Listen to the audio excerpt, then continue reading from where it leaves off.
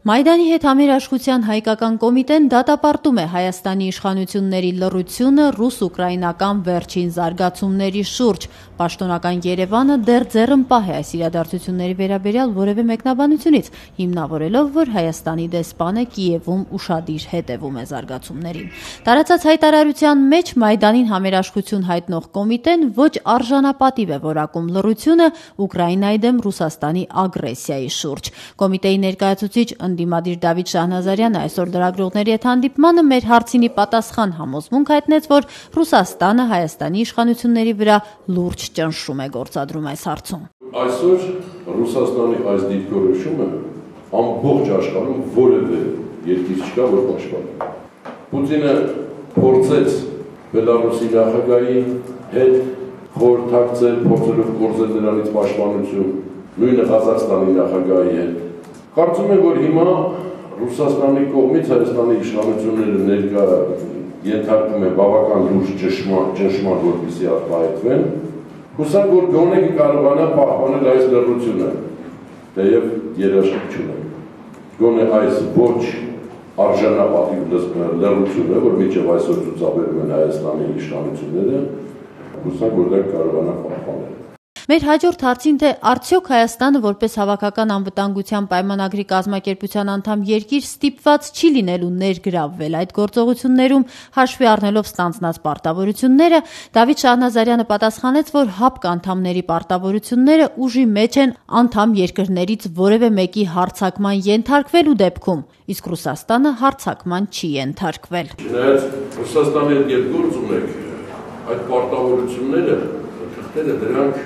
դրանք չեն որոշումը։ Եկեք հուսանք դա չի լինի, ես չեմ բացառում տեսականորեն, որ կարող է Ռուսաստանը ստիպի, որ Հայաստանը ինչպես որոշ պաշտոնական հայտարարություններ անի, այնպես ստիպի ինչ-որ բաներ անի, բայց դա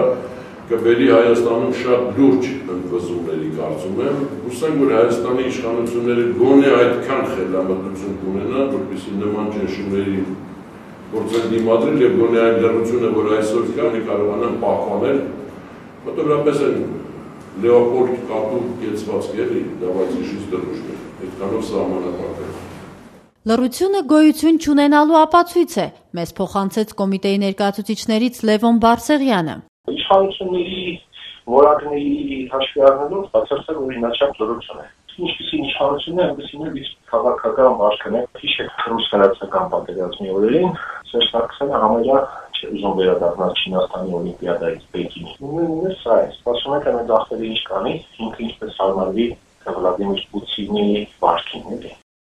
Մայդանի հետ համերաշխության հայկական կոմիտեն իր հայտարարության մեջ Ուկրաինայի տարածքում Ռուսաստանի գործողությունները գնահատում է որպես միջազգային հանրությանը եւ գլոբալ անվտանգությանը նետված մարտահրավեր, միջազգային իրավունքի կոպիտ խախտում։ Պուտինին համեմատելով Հիտլերի հետ, կոմիտեն կոչ է անում անհապաղ սկսել Ռուսաստանը մեծ ութնյակի եւ Եվրոպայի խորհրդի կազմից հեռացնելու գործընթաց։ Պուտինի ռեժիմի առանցքային դեմքերին զրկել արևմտյան երկրներ մուտքի արտոնագրերից, սառեցնել նրանց բանկային հաշիվները, սկսել նախաքննություն եւ պարզել այդ անձանց պատկանող ընկերությունների ու ձեռնարկությունների օրինականությունը։ Շատ դժվար է կանխատեսել ինչպես են զարգանալու դեպքերը, քանի որ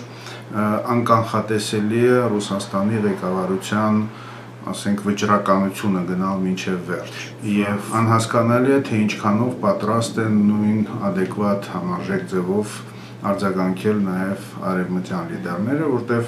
իրենք ամեն դեպքում նրանցից շատերը ամեն դեպքում Ռուսաստանը համարում է որպես կարևոր գործընկեր։ Այս իրավիճակում իհարկե ցանկալի էր, որ Հայաստանը ունենար հստակ կողմնորոշում, չի կարելի տարիների ընթացքում այսպես անհասկանալի անորոշ դիրքում մնալ, որտեղ Սպեսահար վտանգավոր չի լինի այդ լռությունը խախտելը, ասենք դատապարտող հայտարարություններով հանդես գալը։ Բնականաբար վտանգավոր է, բայց վտանգավոր է նաև լռել, որտեղ եթե զարգացումները գնան այնպես, որ ամեն դեպքում պատժամիջոցները Ռուսաստանի նկատմամբ կիրառվեն, Հայաստանը կհայտնվի շատ անհեռանկարային վիճակում։